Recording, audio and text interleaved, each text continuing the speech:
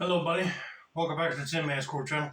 I'm your host, Jeffrey Tin Man Taylor, and today I figured I'd get on here and react to another Angry Grandpa related video for you guys, but this time it's going to be a video shot by his son, Michael Green, on his channel, KidBehindACamera, and he tells a story about the time Angry Grandpa owned and operated a restaurant. So without further ado, I'm going to turn these lights off, move the camera up here for you guys, and let's get this reaction on the road and in the bag, shall we? Okay, here we go. What's going on, you guys? First thing you'll notice is I shaved my hair, I shaved my vagina pubes, I even tried to get the unibrow there. I'm nicking me in the head there.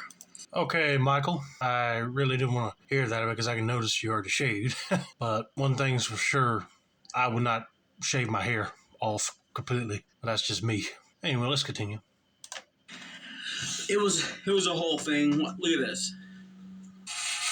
You hurt me every time. It doesn't work anymore. Seriously, don't fuck around. I need this off. It doesn't work anymore. I saw you click the button, now please.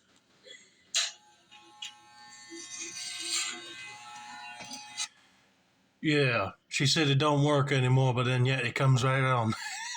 She's trying to pull a prank on him right there. Ow!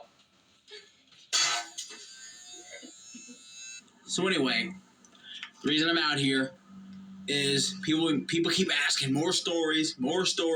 So I'm gonna tell the story. This one is about Angry Grandpa's restaurant. Now, as shitty as his food looks on the Cooking with Grandpa stuff, he actually is a pretty good cook.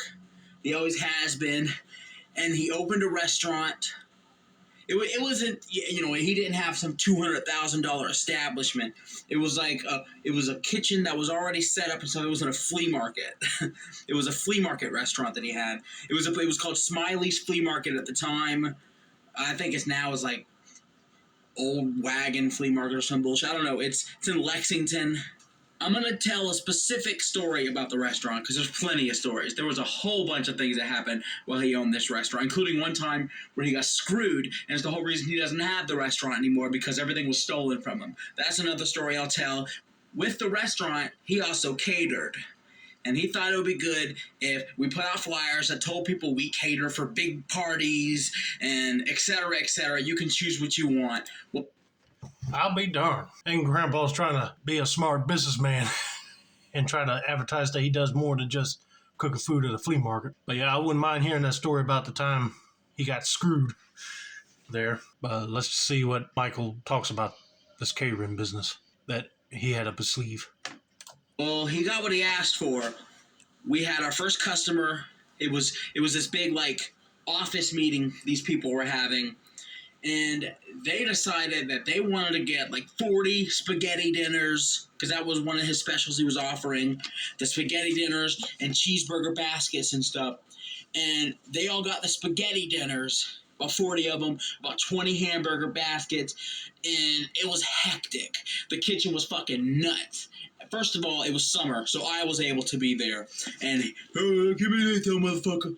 You don't listen to him. He gets pissed because when he's like in the zone, you know, making spaghetti and shit, oh goddamn, you know, he's mad. So he spent hours making spaghetti and putting them in these like styrofoam boxes and closing them, and he had them perfect. They were hot, they were ready to go. He assembled them in these like professional boxes. Yeah, because he wants to leave a good impression to the people that ordered the food from him. And if you're not doing it his way, he's going to flip. So he's doing the spaghetti dinners and Michael's doing the hamburgers, I see. Of course, during the summer, if your family owned a restaurant, you're definitely going to help. No questions asked. He was proud, and we're walking out. My dumb ass, whoa, and one of the boxes slides and hits the ground. Of course, I look over to Dad, and Dad gives me this. Huh. He did that thing where he's about to hit me, you know. Like I said, once he does that, you know you're getting struck. So he goes to the kitchen. He has to get a new plate of spaghetti like this. He had noodles that he had frozen in the freezer. So he takes the noodles and he puts them under hot water and he's smushing them around. Oh, he's going, dirty motherfucker. That's what he does. When he's pissed off and he's got to do extra work, he's talking shit the whole time.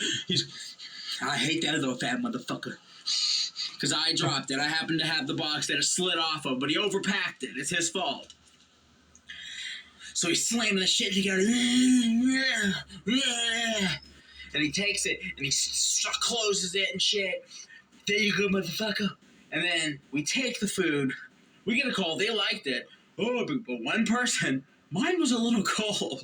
I mean, I get it. Your dad overpacked all the food, but Michael should have watched himself when he was carrying the food to their vehicle, made sure he did not trip over anything. But luckily, Angry Grandpa was able to get that last spaghetti dinner remade real quick. And of course, somebody had to say, mine was a little cold. But if you explain them the situation on what happened, then they'll probably understand. But anyway, I hope you guys enjoyed this little story time video with Michael from the Kid Behind the Camera channel. Don't forget to like, subscribe, turn on post notifications for more Angry Grandpa related content like this. This has been another successful installment of the Tin Man's Court channel. I'm your host, Jeffrey Tin Man Taylor, and I said that's a wrap, and have a nice day.